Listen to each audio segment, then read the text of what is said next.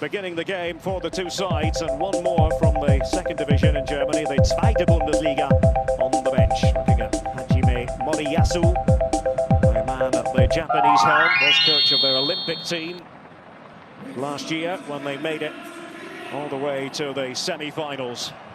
They've set a target for themselves of the last 8 at this World Cup. Might be lofty, ambitious. We shall see. So Germany hoping to make a fresh beginning after the disappointments of World Cup 2018 and the Euros last year. No one expects a cakewalk, a Kantersieg, to use the German word, for an easy win against a confident and competent Japan. It only took you 30 seconds to get your German in there, huh? You might have to be ready for a few more such words, Ali. And an early touch for Antonio Rüdiger, who was the defensive chief for Hansi Flick. Nico Schlotterbeck of Borussia Dortmund is playing alongside him, and Niklas Süle, getting the touch now, is the right back of choice. Yeah, and with his ability, we know that he can carry the ball forward. He's got great range. He'll play those long diagonals, but I do think that is his defensive balance that he brings to this back line that is going to be important, especially against a Japanese side that has said they want to soak up pressure and try to play on the break. Forward by Schlotterbeck, previously with Freiburg, joined Dortmund in a big money deal, more than $20 million. Yuto Nagatomo put to work, operating at left back, so vastly experienced, second on the all-time caps list for the Samurai Blue, as they call themselves. And Jamal Musiala getting on the ball, and what a season he's enjoying for Germany's Rekordmeister FC Bayern München. And already a glimpse at how fearless he is. Serge Gnabry, a change of direction. Just tried to part with the ball. Stabbed away in the nick of time by Hiroki Sakai for Japan. Gnabry part of this formidable Bayern block.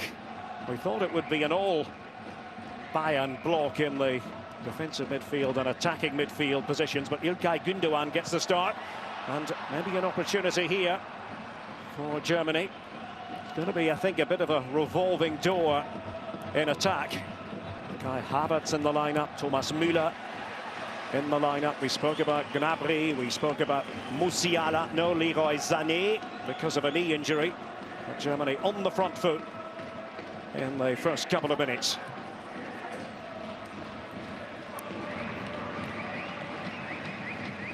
It was a wretched campaign for the Nationalelf 4 years ago.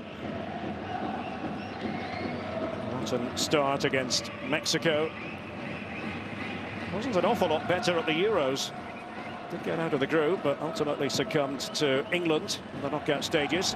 Rüdiger, who plays his football these days in Spain for Real Madrid, was with Chelsea in England. Ambitious there. David Raum is very much a forward-going left-back for Germany. Ali. Yeah, and that diagonal is going to be on, as Japan likes to play in more condensed areas defensively. But as you said, Derek, I mean, this German side knows that they left a lot of their performance and talents on the table when they didn't get out of group 4 years ago. Kimmich spoke of it yesterday, and that experience, he thinks, has really set the stage for this tournament. They understand it's not about having the best players, it's about having the best team. And those are two very different things often. They do mirror each other to an extent, Germany and Japan, when you look at strengths and weaknesses. And here's the hard-running Daisen Maeda. Plays his club football for Celtic, the Scottish champions. He's not a natural finisher, but you're going to see him cover a fair bit of ground. Yeah, and if he can provide that pressure and help gain some green for Japan, that'll be important. But he also runs that channel incredibly well, and that's going to free up space between the lines for those wingers of Ito, of Kubo, and of course Kamada in the central area. If they can find some pockets of space under that back line, that is where Japan wants to live. Germany very likely will have the lion's share of ball possession, but Japan can be very capable on the pressing front. Away goes Junya Ito on that right-hand side, and he's successfully chiseled out of the situation the first corner of the match. Wing play from this Japanese side has been incredibly important for them as we get a look at the turnover in midfield. That is what Japan is waiting for, these transitions. They invite you into those central areas, and then they punish you. In this case, the job is not done yet, but they earn a set piece. It's going to be Daichi Kamada of Eintracht Frankfurt, Bundesliga club, and he has been so very entertaining in this campaign. Not just entertaining, but productive. 7 goals in 13 Bundesliga matches for the Adler. You can add 3 assists to that story as well. Yeah, and just watching, Hansi Flick's going to have to see it, but watching the way he pops into those spaces, the timing of his movement, it's a thing of beauty when you look at a number 10 and how they expose the opposition and just toy with them. Hiroki Sakai used to play in Germany for Hannover. Schlotterbeck intervening there, away by Rüdiger. Early feeling out stages here at the Khalifa International Stadium. First game of the competition for Germany and Japan. It should be a really absorbing group, this. Spain and Costa Rica, and the other participants, they'll be facing each other later. Headed forward by Rüdiger. Slight fitness doubt ahead of this tournament. When fit, he's very much the figure of authority at the back for Hansi Flick.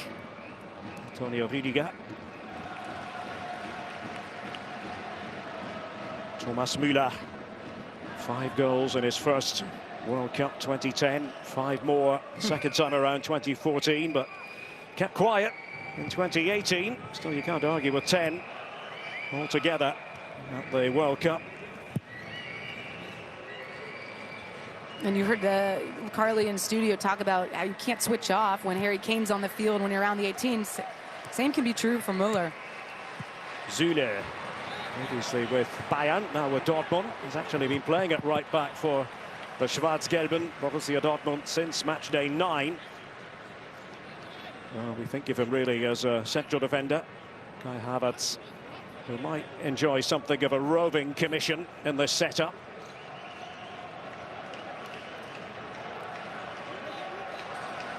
Nagatomo to take it, 139th international appearance. Quite the trailblazer he's been down the years.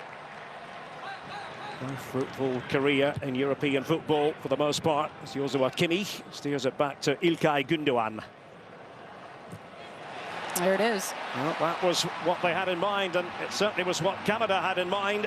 And away now goes Ito to play it in, and there's the goal from Maida. But wait a minute, it's not going to count. He had just strayed, apparently. For now, it's not going to count. Well, that's how to pick the pocket of the opposition and to act quickly on the back of it. And that's exactly what Japan wants to do. Just